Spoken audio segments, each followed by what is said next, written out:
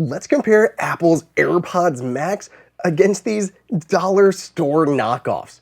Real quick, if you want more news, reviews, and Apple coverage, consider hitting that subscribe button. So Apple just finally updated its high-end AirPods Max headphones in 2024 by swapping the port to USB-C. Otherwise, they've largely stayed the same since they were introduced in 2020. Honestly, it was such a minor update, I didn't even bother upgrading mine, as much as I do like them. So are they getting long in the tooth? Can these knockoffs stand a chance? So the other day, I was running an errand when I found these at the local dollar store. They are iConcepts Bluetooth wireless headphones with superior premium sound. If you didn't notice, they look shockingly similar to Apple's cans. And yes, they are literally only $5. So I had to buy them and see how they actually compare. Just for fun, I'm going to unbox them, walk through the features, then do an actual audio test between the two. $549 versus $5. Let's go. So first up, the packaging here is obviously super cheap, but it does tout the biggest features, like 6-hour battery life and swiveling ear cups. Getting inside, we have the headphones, a USB cable, and a user guide. It's a USB-A to micro USB cable, folks, not even USB-C. The one thing that I noticed out of the gate is how light these are. They feel super plasticky and light, but hey, Apple was criticized for AirPods Max being too heavy, so maybe that's a win for these.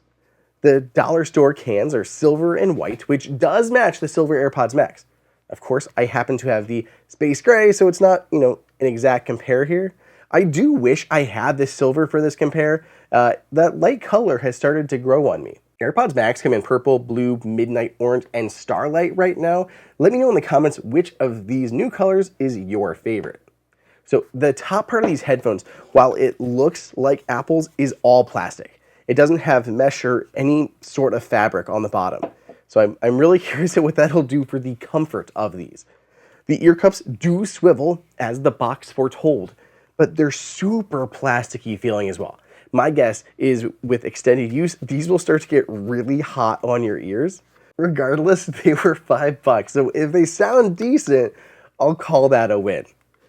Earlier this year, I was at CES, so I had to stop by our sponsor's booth, ESR, which had a great bunch of new products on display, as usual. Starting off with an updated version of their popular cases. Of course, you have MagSafe and all of that, but these new ones have glass covering over the camera control.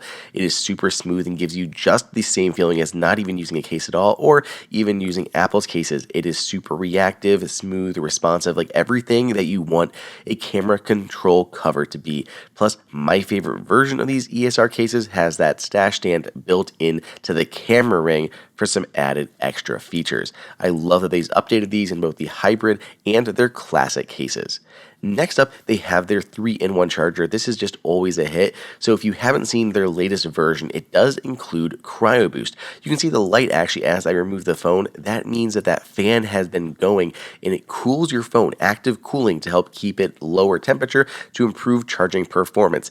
And as I said, it is a 3-in-1 charger. So I've got my Apple Watch charge, fast charging on the back, my iPhone in standby mode, and then a set of AirPods there on the front on that small little cheap pad. The last product I was checking out is the Halo Lock Mag Mouse. This is entirely new. It has this little stand here that attaches to the top of your laptop magnetically so the mouse doesn't go anywhere. Has 4 directions of scrolling for the wheel, has an integrated USB-C cable in the bottom so you can charge it up anytime you need to, and it works with either an RF transmitter there over USB, or you can use Bluetooth, which is obviously the easiest way here on your Mac. Comes in 3 different colors from white, black to space gray. If you want to learn more about any of their new tech, you can find links for it down below in the description. So port-wise, the $5 headphones get a win here. Unlike AirPods Max, they have an actual 3.5mm audio port, no cable included, but you can just plug these into your Mac or even your iPhone or anything else for wired audio. Fun fact, 2nd generation AirPods Max have no support for wired audio right now. I'm also not entirely sure which is better, Lightning or micro USB here. I've all but ditched Lightning, and then again, I don't have any micro USB tech either. I guess the perk to Lightning, aside from being more reliable, is that I have at least a few USB-C to Lightning cables lying around versus the micro USB that's still Type A. And yes, I know I could just buy a USB-C to micro USB, but I'd probably spend more on the cables than I would on these headphones themselves. Before we get into an audio comparison, let's do a fit test here. They are adjustable, so that's something. Slipping them on, I can't even tell which is right and left, but slipping these on, they feel okay. Actually not bad for how cheap and plastic they are, even especially like the top. My guess is because they're so light. There isn't a lot of pressure on the top of my head, but with time, it probably would still bother me though. The top almost comes to like a point in replicating Apple's design, so it presses down basically on one spot on the top of my head. And yes, like I said, they also do feel quite warm already on my ears even after 30 seconds. Putting on my AirPods Max, I still love the feel here. I don't wear them for too long, no more than like a length of a movie typically, but I haven't had any issues with the weight. I like the style and the comfort of them.